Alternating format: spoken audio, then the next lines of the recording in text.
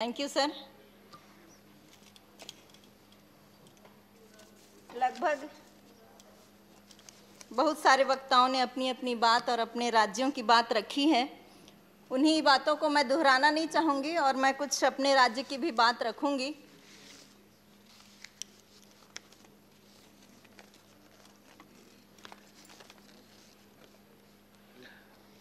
भारत आध्यात्मिक पर्यटन का देश है। आत्मा को शांति मिले ऐसा परिवेश है।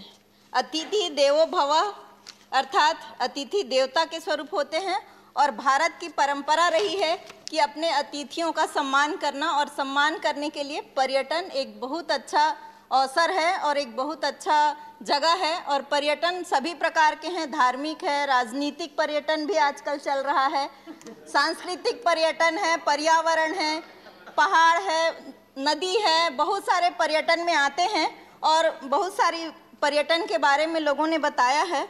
भारत में पर्यटन सबसे बड़ा सेवा उद्योग है, लेकिन इसके सकल घरेलू उत्पाद में लगातार गिरावट आ रही है। करीब 9% का योगदान पर्यटन के क्षेत्र में लोगों को रोजगार मिलता है। भारत में हर वर्ष विदेश से 50 लाख विदेशी पर्यटक आते हैं और करीब 65 करोड़ घरेलू पर्यटक देश में भ्रमण करते हैं, जिससे राज्य को बहुत अधिक राजस्व मिलता है। यह हम सब के लिए अच्छी बात है। अभी अभी सम्मानित शुक्ला जी बता रहे थे कि बजट में बढ़ोतरी हुई है। शुक्ला जी ने ये नहीं बताया कि 2026 करोड़ का बजट पर्यटन में मिला, लेकिन पर्यटन विभाग ने मांगा कितना था? 1 करोड़ 111 लाख की कमी रही। जितना मांगे थे उसमें उतना का कम मिला, तो पर्यटन को कैसे बढ़ावा मिलेगा?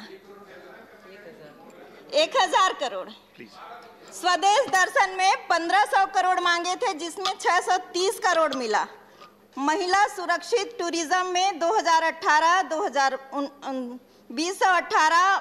19-20 में महिलाओं के लिए 1 पैसा नहीं मिला, 0% बजट रहा पर्यटन में महिलाओं के लिए। तो कहाँ से बेटी सुरक्षित रहेगी? आप कहते हैं बेटी सुरक्षित रहे, तो आप बजट ही नहीं दिए हैं पर्यटन में, तो सुरक्षा का सवाल ही नहीं उठता। पिछले दिनों कोरोना महामारी के कारण जो विभाग सबसे ज़्यादा चौपट हुआ वो पर्यटन विभाग रहा। सारे होटल बंद हो गए, मोटल बंद हो गए, टूरिज्म के सारे स्पॉट बंद हो गए और लोगों का पूरा उद्योग धंधा चौपट हो गया। लोग बेरोजगार हो गए, नौकरी से निकाले गए। पर्यटन विभाग कोरोना काल में पूरी तरह से चौपट हुआ। लेकिन अब जब कोरोना का संक्रमण कम हो रहा है, तो थोड़ा बहुत कहीं ना कहीं 10% की बढ़ोतरी हो रही है। 10% स्थान खुल रहे हैं, लोगों का आना जाना शुरू हो रहा है। और रेल जो एक बहुत अच्छा माध्यम है आने जाने के लिए, सस्ता है, लेकिन अभी पर्यटन को अगर बढ़ावा देने की बात कहें तो उस जगह पे रेल की कीमत दुगुनी हो गई है। प्लेटफॉर्म की टिकट 50 रुपये हो गई है। तो ऐसे में पर्यटन को कहाँ बढ़ावा मिलेगा? मैं चाहती हूँ कि पर्यटन के लिए आर्थिक मदद पहुँचाने की आवश्यकता है। महोदय, जिस प्रकार सरदार सरोवर बांध के निकट नर्मदा जिले में देश के प्रथम गृह मंत्री लौह पुरुष सरदार पटेल जी की मूर्ति की आदमकद स्थापना हुई और उसके चारों तरफ पर्यटन के लिए स्थान बनाया गया, जो बहुत अच्छी बात है और उससे बहुत अच्छा राजस्व उस राज्य को मिल रहा है। मैं सदन से आग्रह करती हूं कि इसी तरह के पुरुषों की हर राज्य में बड़ी बड़ी आदमकद प्रतिमा स्थापित हो और पर्यटन को बढ़ावा मिले और सभी राज्यों को जिस राज्य के महापुरुष हैं उनकी प्रतिमा स्थापित करें आप और सभी राज्यों को उसका राजस्व मिले। ये मैं आपके माध्यम से सदन को कहना चाहती हूँ। माननीय महोदय, पर्यटन की कमाई को देखते हुए कुछ निजी कंपनियां कारपोरेट जगत विरासत स्थल को हथियाने में लग गई हैं। कुछ विरासत जगह को प्राइवेटीकरण करने का काम चल रहा है, चाहे वो लाल किला हो, चाहे वो ताजमहल हो। आज अगर हम लाल किला का दीदार करने जाएंगे तो बहुत अधिक पैसा खर्चा करना पड़ता है। टिकट इतनी बढ़ गई है कि सोचना पड़ता है कि देखने जाएं कि नहीं जाएं। हम अपने पुराने धरोहर को सुरक्षित नहीं कर पा रहे हैं, संरक्षित नहीं कर पा रहे हैं, विशंबर जी संरक्षित नहीं कर पा रहे हैं, तो कहां से पर्यटन को बढ़ावा मिलेगा। माननीय महोदय, स्वदेश दर्शन यह योजना पूर्वोत्तर भारत सर्किट, बौद्ध सर्किट, हिमालय सर्किट जैसे योजनाबद्ध और प्राथमिकता के आधार पर 15 स्थानों को एक थीम सर्किट बनाकर सरकार ने काम किया है, अच्छी बात है। लेकिन मैं चाहती हूं कि इसी तरह जिन जिन राज्यों में देखने का स्थान है उस सब को एक सर्किट में लाए और उसको विकसित करे, ताकि उस राज्य को भी पर्यटन में बढ़ावा मिले और उनको राजस्व मिले। सभी लोगों ने अपने राज्य की बात की है, मैं भी कुछ अपने राज्य की बात करना चाहूँगी। लोग छत्तीसगढ़ को सोचते हैं ये तो नक्सली क्षेत्र है, नक्सली राज्य है, लोग सोचते हैं ये तो आदिवासी राज्य है। लेकिन मैं शुक्ला जी को बताना चाहूँगी कि छत्तीसगढ़, आप जय श्री राम के नारे लगा रहे थे, अयोध्या में प्रभु श्री राम जी के मंदिर बनाए ऐसा कह रहे थे। शुक्ला जी, मैं आपको बताना चाहूँगी प्रभु श्री राम सबके कण कण में विराजमान हैं, और जब 14 वर्ष का उनको वनवास हुआ तो 10 वर्ष वो छत्तीसगढ़ के जंगल में रहे, और उस 10 वर्षों में हमारी सरकार, हमारे मुख्यमंत्री भूपेश बघेल जी, उनका कहना है कि जिस राज्य में पर्यटन को अच्छा होता है वो राज्य राष्ट्रीय और अंतर्राष्ट्रीय स्तर पे अपनी पहचान बनाती है।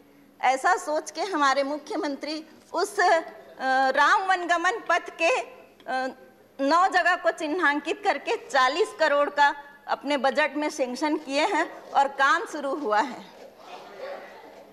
मैं चाहती हूँ इस योजना को स्वदेश दर्शन में ला के सरकार उसको मदद करे, और राम वनगमन पथ केवल प्रभु श्री रामचंद्र जी अयोध्या में राज तिलक हुआ उनका, वहाँ बना रहे हैं राम मंदिर, अच्छी बात है। लेकिन छत्तीसगढ़ जहाँ पर 10 वर्ष वो व्यतीत किए उस जगह को भी ध्यान दीजिए और उसके लिए भी बजट एलोकेट करिए, ये मैं सदन से चाहती हूँ।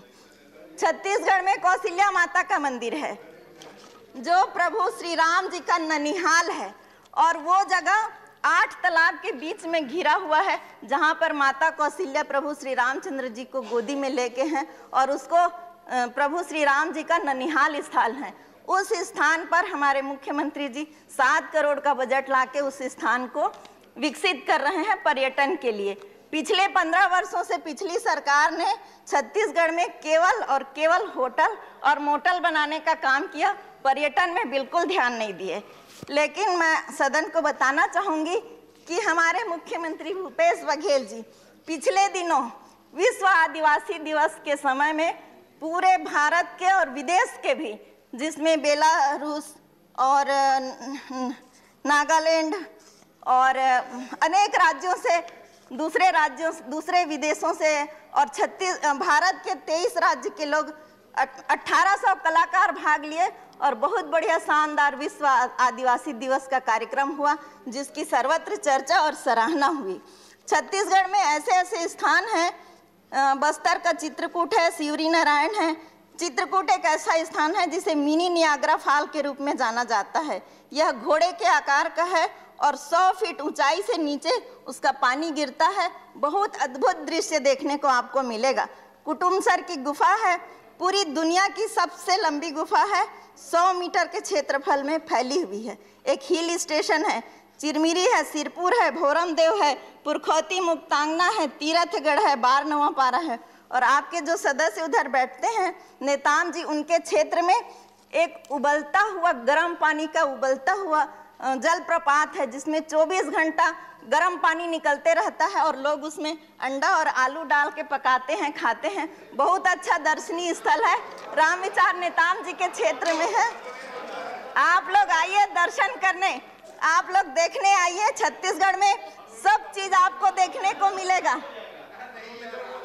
सब चीज आपको छत्तीसगढ़ में देखने को मिलेगा। बमलेश्वरी का पहाड़ है डोंगरगढ़ का, जिसको प्रसाद योजना में शामिल किया गया है। मैं चाहती हूं कि और भी जो तीर्थ स्थल हैं उन्हें संरक्षण मिले और अलग से फंड मिले। मैं सदन के माध्यम से कहना चाहूंगी कि पिछले दिनों कोरोना काल में पर्यटन विभाग में एक भी पैसा खर्च नहीं हुआ, क्योंकि पर्यटन सारा कुछ बंद था। पिछले वर्ष और इस वर्ष का फंड मिला के जितना अधिक हो सके पर्यटन को बढ़ावा देने के लिए अधिक से अधिक पैसा एलोकेट किया जाए और पर्यटन विभाग को अच्छे से बेहतर बनाया जाए, ताकि लोगों को काम धंधा मिले, लोगों का रोजगार सृजित हो और अच्छा खुशहाल हो। धन्यवाद। Thank you honourable member.